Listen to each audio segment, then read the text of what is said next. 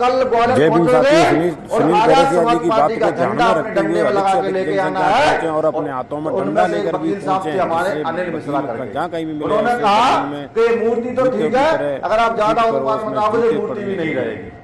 दूसरे एक और महोदय आए गौरव व्यास करके, उन्होंने एक स्टेटमेंट दिया सोशल मीडिया पे कि भीम आर्मी के लोग कहाँ गए, 17 तारीख तो आ गई है, कहाँ है भीम आर्मी के लोग।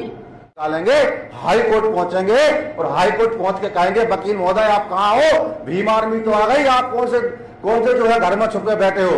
और भीम आर्मी का एक एक आदमी अपने लक्ष्य में नाम लिख के लाएगा, अनिल मिश्रा, गौरव व्यास, हम तेरे लिए लक्ष्य तैयार करके लेके आए हैं, अब तुम कौन सी पोल में घुसो, निकल के आओ बाहर। तो साथ ही हम कल सब लोग ग्वालियर पहुंचेंगे और ग्वालियर पहुंच करके अपनी भीम आर्मी का एकता परिचय हम लोग देंगे और पूरे जिलों से लोग बुलाने के लिए।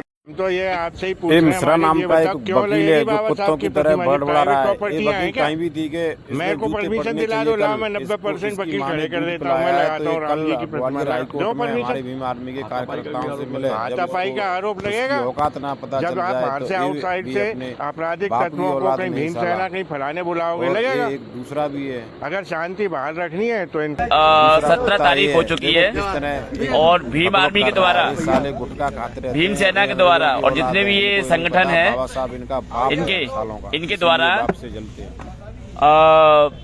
आज के लिए चेतावनी दी गई थी कि बाबा साहब की मूर्ति तो वहीं लगेगी। अब मैं बताना चाहता हूं आपको कि ये हम लोग यहाँ आ चुके हैं और ये पूरा कैंपस यहाँ खाली पड़ा हुआ है। हमारे कार्यकर्ताओं को हमने कह दिया है कि भाई भीम आर्मी के डंडे में आजाद समाज पार्टी का झंडा आपको लगा के लेके आना है और अपने डंडे में उस मनुवादी वकील का नाम लिख के आना जिसने इस तरह की बात कही है, उसको सुधारने का काम भीम आर्मी के लोग कल ग्वालियर। शुरुआत किसने की? उन्होंने हमारे महापुरुष के ऊपर टिप्पणी करके शुरुआत किसने की? हमारे संविधान निर्माता के बारे में बात करोगे क्या हम घर रहेंगे? हमारे बाप के बारे में आप कुछ शब्द कहोगे क्या हम घर बैठ के सुनेंगे? क्या हमारे महापुरुष के बारे में आप कहोगे हम घर बैठ के सुनेंगे?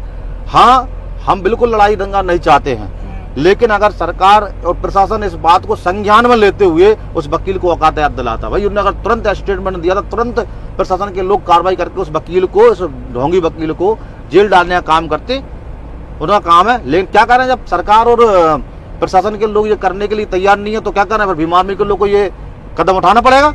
उसके लिए हम लोगों को लोग कमर कसनी है पूरे प्रदेश में, हम पूरे प्रदेश में आंदोलन करेंगे और छोड़ेंगे नहीं उन लोगों को जब तक जेल की सलाखों के पीछे नहीं पहुंचा देते। भीम आर्मी का ये आंदोलन जमीनी स्तर पर चलता रहेगा। आपने आ जाना बिल्कुल कहा है, जब वो हमें चैलेंज दिया उसने और हम उस चैलेंज को एक्सेप्ट किया हमने, भीम आर्मी के लोगों ने, और हमारे 4-5 लोगों को जो हमला कर दिया, अरे माई की लाल की औलाद हो तुम, तो कल देखते हैं, आओ सामने हमारे भीम आर्मी के कितने संख्या में लोग रहेंगे। वहां नहीं, ग्वालियर में नहीं, पूरे प्रदेश के जिलों में हजारों की संख्या में लोग ज्ञापन लगाएंगे। जाइए आप, रोकिए, कैसे रोकने वाले हैं आप? बाबा साहब के हम भाई वंशज हैं, अशोक सम्राट के वंशज हैं, हम लोग रुकने वाले नहीं हैं। आपको एक कहावत है कि हम जब पढ़ने को बैठते हैं तो पढ़ेंगे हम डॉक्टर BR अम्बेडकर जी की तरह और लड़ेंगे भीमा कोरे की तरह।